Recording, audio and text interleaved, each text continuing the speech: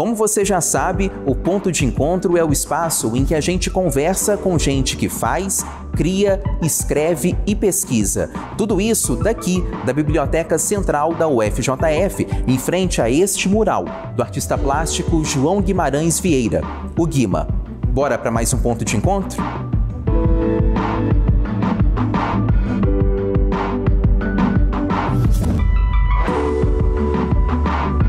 Olá! Hoje no Ponto de Encontro a gente vai receber o decano do movimento LGBTQIA+, no Brasil.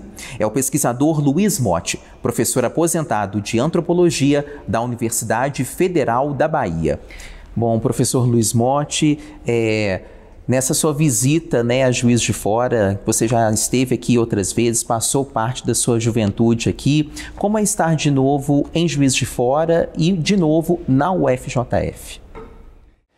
Eu estou extremamente feliz e compensado por estar novamente nessa cidade onde eu vivi dos 10 aos 16 anos. Eu estudei com os dominicanos, lá no Morro do Cristo, depois na Academia de Comércio e já estive aqui na universidade algumas vezes, há livros meus aqui na biblioteca. É um prazer voltar à minha juventude e para tratar de um assunto importante, que é a história de uma escravizada africana que virou uma santa, Rosa Egipsíaca. E Rosa Egipsíaca, você descobriu essa personagem em meio às suas pesquisas, em documentos da Inquisição, Conta mais pra gente quem que foi essa personagem. Eu devo parte da minha formação intelectual como professor da Universidade Federal da Bahia, na área de Antropologia e História, eu devo ao que eu aprendi aqui no ginásio, no clássico, Eu saí do clássico falando francês, E com rudimentos de latim e de grego, quer dizer, uma coisa rara hoje em dia. Então, Juiz de Fora marcou a minha formação e eu me tornei um historiador pesquisando sobretudo na Torre do Tombo, em Lisboa, onde estão os documentos da Inquisição. A Inquisição, esse tribunal eclesiástico que perseguiu judeus, feiticeiras, índios, hereges e heterodoxos. E daí eu encontrei o processo dessa negra do Daomé, Nigéria, Rosa Egipsíaca, metade do século XVIII, que foi considerada na época como a maior santa do Brasil. Ela inverteu a ordem do escravismo. O proprietário dela, o senhor dela, que vivia em São João del Rei, se ajoelhava e beijava os pés da escrava, Então a escrava se tornou a maior santa do céu, de modo que isso ia contra a estabilidade da sociedade escravista colonial e contra a religião, por isso ela foi presa e perseguida pela Inquisição. E depois de perseguida pela Inquisição e presa, qual que foi o término da vida de Rosa Egipsíaca? A Rosa, ela viveu sobretudo em Mariana, num lugar que era na época uma vila, ou melhor, um arraial chamado Inficcionado, hoje chama Santa Rita Durão, porque lá nasceu esse grande escritor mineiro, o Frei José de Santa Rita Durão, século XVIII. Ela viveu como prostituta, se converteu ao catolicismo, virou uma beata, muito venerada, beijava os pés, guardava as relíquias dela como um antídoto contra as tentações infernais. E daí o bispo de Mariana considerou que ela era uma herege, açoitou no Pelourinho, até hoje tem lá o Pelourinho do lado da igreja de São Francisco, e ela ficou profundamente machucada fisicamente, ficou até com o lado direito paralisado para o resto da vida.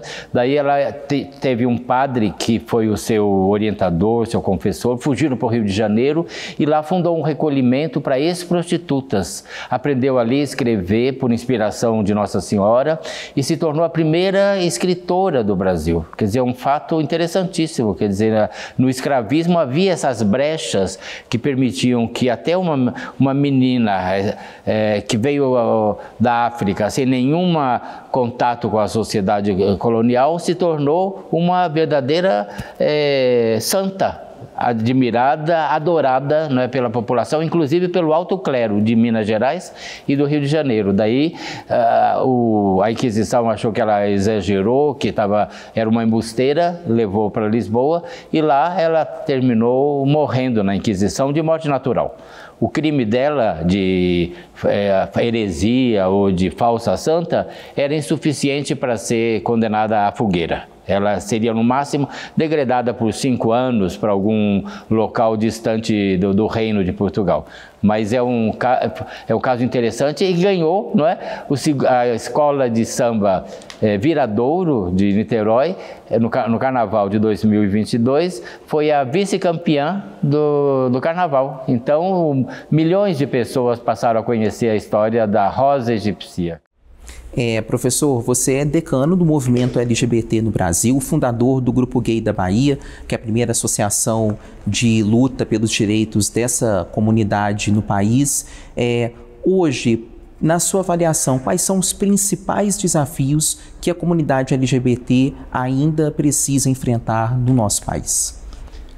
Quando eu era seminarista em Juiz de Fora, entre 1957 e 1962, eu não era gay, eu não sabia o que era ser homossexual, eu sentia um desejo, não é, uma tendência, mas eu não havia espaço social. O movimento gay só surge no Brasil em 1978, 79, e eu estou falando em 57, 58, 20 anos antes. Havia um gay famoso em Juiz de Fora, que morava ali perto da igreja de São Sebastião, que era Cici, que tinha uma loja de quadros, de molduras de quadros, numa galeria. Pois bem, era o único que eu ouvi falar. E eu vi um professor da escola lá da Academia de Comércio, do Colégio Cristo Redentor, como é chamada a academia, que o homossexualismo tinha sido a causa da queda do Império Romano. Uma fake news. Mentira. Não tem nenhuma documentação que associe o fato de imperadores serem homossexuais e a queda do Império Romano. De modo que eu sempre vivi sem informação, não havia o movimento gay. Me casei, tenho 2 filhas, 3 netas. Mas com o tempo eu me dei conta que há uma história da homossexualidade, existem personagens homossexuais importantes na história de Minas Gerais, na história do Brasil, na história mundial, não é? E que era importante resgatar esse histórico para que a população atual LGBT, que representa por volta de 10% da população mundial do Brasil, mais de 20 milhões de LGBT no Brasil, a maioria ainda vive no armário, tem medo porque vai ser expulso de casa, vai perder o emprego, vai apanhar na rua, vai ser assassinado. O Brasil, Igor, é o campeão mundial de assassinatos de LGBT. A cada dia um gay, a cada 30 horas um LGBT tem uma morte violenta ou se mata. Os suicídios são muito frequentes entre jovens homossexuais, que não tem nenhum paradigma, nenhum modelo para se inspirar. E acha que aquilo que eles vivem é uma aberração, ou um pecado, ou uma doença, ou um crime. Felizmente já não é mais nada disso.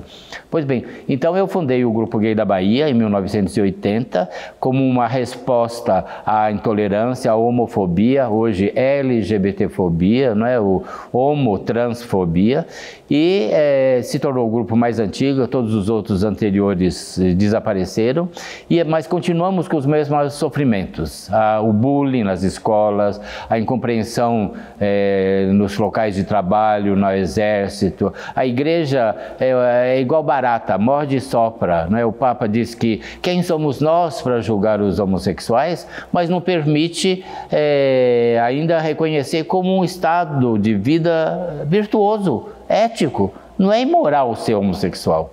O Papa anterior, o Bento XVI, esse era um homofóbico assumido. Ele dizia: a homossexualidade é intrinsecamente má, não tem solução, não tem escapatória. Está errado. O Cristo nunca falou nada contra os homossexuais, pelo contrário, falou que vinde a mim, as criancinhas, olha os lírios do campo. Ele está muito mais para uma cultura LGBT gay do que para de machão, que não tem a sensibilidade de ver os lírios do campo. De modo que é importante que a universidade abra espaço, pesquisas, né, sobre o tema da homossexualidade, importante para a segurança pública da população LGBT que vive acossada, com medo de perder o emprego, que apanha na rua, que é assassinado, né? E, sobretudo, que haja o reconhecimento que nós somos seres humanos, direitos iguais, nem menos nem mais. E, professor, o Grupo Gay da Bahia também se notabiliza, né, por ter um trabalho pioneiro de contabilização da violência contra pessoas LGBTQIA+, né? Como que você avalia a importância desse trabalho que também hoje tem outros semelhantes, né? Quando eu fundei o GGB, Grupo Gay da Bahia, em 1980, eu comecei a estudar a homossexualidade para ter bases para refutar os ignorantes, que diziam, isso é coisa de invenção moderna, americana, antigamente não tinha homossexualidade na África, tudo fake news, não é? Existia homossexualidade há mais de 10 mil anos documentada, não é? na África, na Ásia, entre os índios brasileiros, etc. E outra coisa também que eu comecei a estudar quando me tornei um militante gay, né? Entrevistado por Jô Soares, por Hebe Camargo, por Flávio Cavalcante, enfim, em 80, eu era o gay mais famoso que Jean Willis, não é, na verdade, mais famoso que Clodovil. Não tinha esses personagens, porque eu fui o primeiro a mostrar a cara, né? Ir na televisão e defender os nossos direitos, né? Eu queria ter argumentos, e um argumento forte é mostrar que a gente é muito oprimido. Os gays apanham em casa, enquanto que um negro, um deficiente físico, um judeu, menino ou menina, os pais ensinam a enfrentar o preconceito da sociedade antissemita, racista, etc.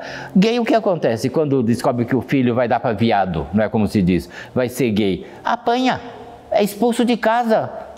Matam. Há 5 registros de jovens, de pré-adolescentes, que o pai desconfiou que o menino ia ser gay, porque gostava de lavar a mãe nos afazeres domésticos, etc. Matou. Não é simplesmente por intolerância. Então, eu comecei a documentar os assassinatos desde 1980, quando eu fundei o GGB, que nós temos essa lista triste, cheia de sangue. O Brasil é um iceberg de mortes violentas e de suicídios, que também deve ser incluído nessa categoria, de mortes violentas de LGBT.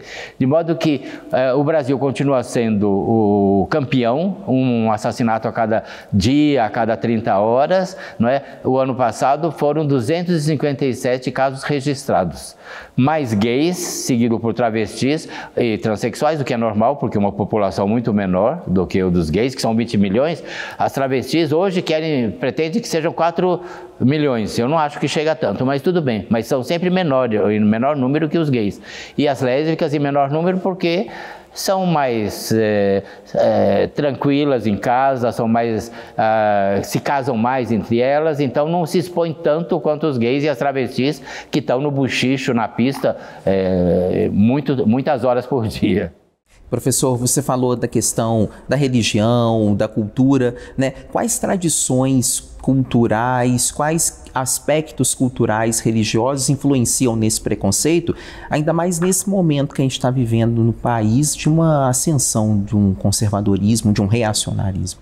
Eu costumo dizer que a Igreja Católica e ultimamente as igrejas cristãs têm as mãos sujas de sangue dos LGBT, porque foi através das escrituras sagradas mal interpretadas que se justificou a matança de homossexuais. Nas fogueiras da Inquisição, no nazismo, foram para os campos de concentração milhares de homossexuais, travestis, lésbicas, mas também comunistas, ciganos, não é? Deficientes físicos. O nazismo queria limpar a sociedade desses seres indesejados. Então as igrejas, não é, hoje em dia, sobretudo as pentecostais, essas igrejas, não é, caça-níquel, né, que vivem da exploração da ignorância popular, prometendo vassouras que vão varrer o diabo, água abençoada, todas essas mentiras para enganar tolos e desinformados.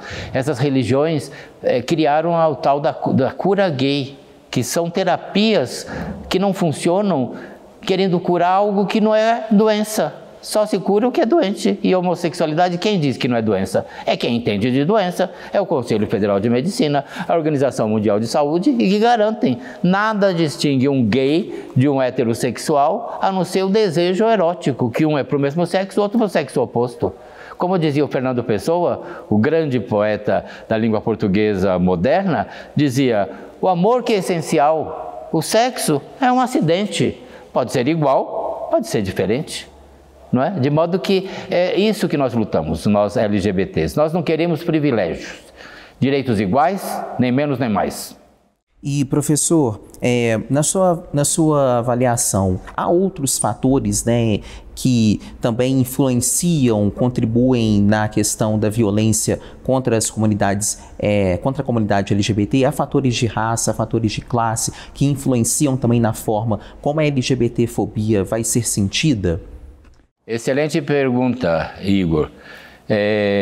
A religião foi a causa da intolerância na origem, né? A religião judaica, que depois influenciou o cristianismo e depois o islamismo. Hoje em dia, né, os islamitas, os muçulmanos, seja nos países do Oriente, seja na África, eles são mais cruéis. Há pena de morte contra os homossexuais. E lá, quando aparece algum homem, algum rapaz que tem tendência homoerótica, eles logo fazem operação transexual para virar sexo feminino. Aí ele é uma mulher transexual com um homem, não é? Não estão cometendo uma abominação, não é? Pois bem, além da religião, a ciência foi terrível. As universidades, não é, em vez de colaborarem pela libertação, elas inventaram teorias racistas, machistas e homofóbicas.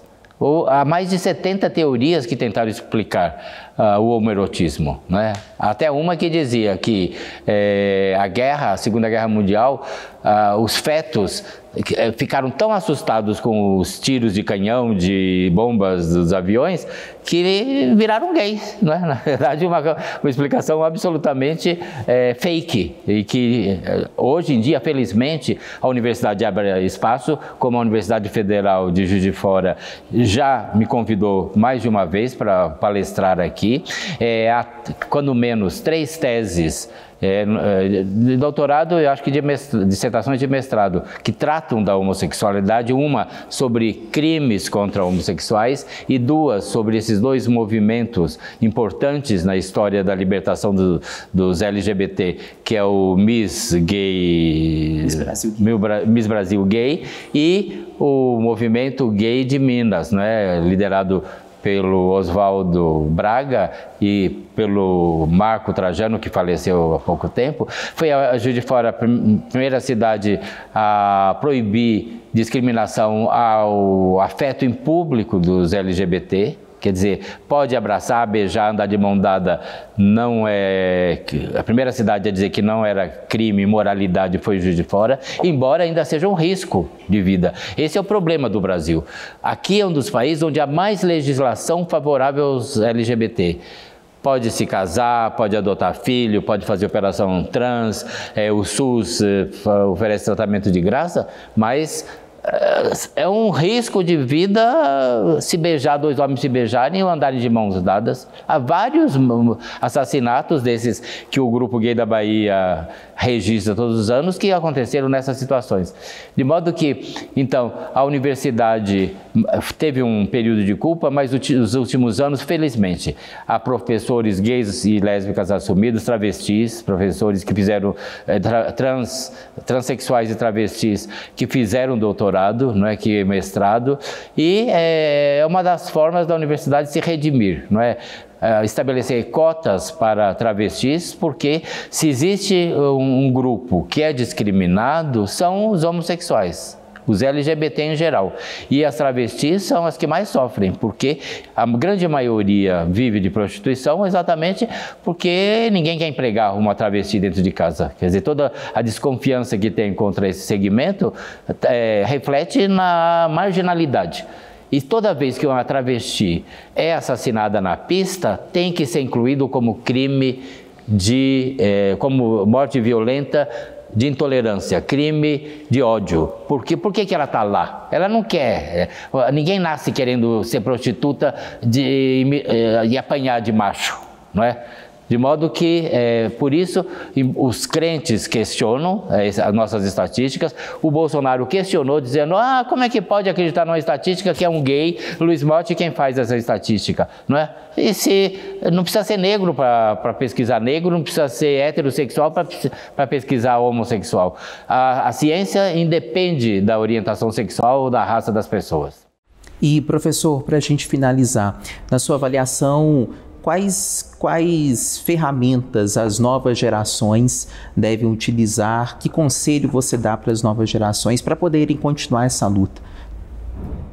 Felizmente é muito mais fácil hoje ser gay, ser lésbica, ser transexual e travesti. Veja, Erika Hilton, a deputada federal por São Paulo, foi a mulher mais eleita na história das eleições democráticas do Brasil. Eu nunca vi uma deputada com um verbo, com uma verve tão fantástica como Erika Hilton, com algumas ideias equivocadas, mas que é fantástica, não é? Então, é muito mais fácil uma criança que tem desejos transexuais, que se sente num corpo errado, de assumir e dos pais aceitarem, porque vê que a sociedade começa a respeitar, não é? Essa Duda, a deputada Duda Salaber. Que também está candidata agora à prefeitura de Belo Horizonte, não é? Então, há mais espaço, não é? Teve uns pioneiros, o Clodovil teve 500 mil votos naquela época, embora fosse um gay complicado, classista, confuso, não é? Mas se elegeu todo mundo sabendo que ele era gay. Embora fosse um bibelô de madame, não é? E as velhas que gostavam de Clodovil, mas abriu espaço, de modo que hoje, não é? É possível se assumir, não é? Eu aconselho que quem está no armário saia, porque senão vai morrer sufocado. Se assuma primeiro com as pessoas mais próximas, que vão entender, que não vão reagir, que não vão lhe discriminar, e depois, com o tempo, vão se assumindo com seus colegas, com vizinhos, etc., porque dizendo que quem tem preconceito, ser homofóbico, é um depoimento contra essa pessoa. Eu sempre digo, todo machão que quer bater no viado, que quer dar porrada na traveca, como eles falam, no sapatão, tem dentro de si uma bicha louca acorrentada, querendo desmunhecar, soltar as plumas. De modo que é feio, é cafona ser homofóbico. Se você tem um parente, um vizinho, um colega, um professor que é gay, não é? Respeite. Veja o lado humano dessa pessoa, não discrimine, não aumente o preconceito. E se você é gay, saia do armário, moderadamente, parcialmente, aos poucos, mas saia, porque quem continuar no armário no século XXI vai morrer sufocado. É legal ser homossexual. Professor Luiz Motti, muito obrigado pela entrevista. Seja bem-vindo mais uma vez a Juiz de Fora, ao UFJF. Muito obrigado. Obrigado.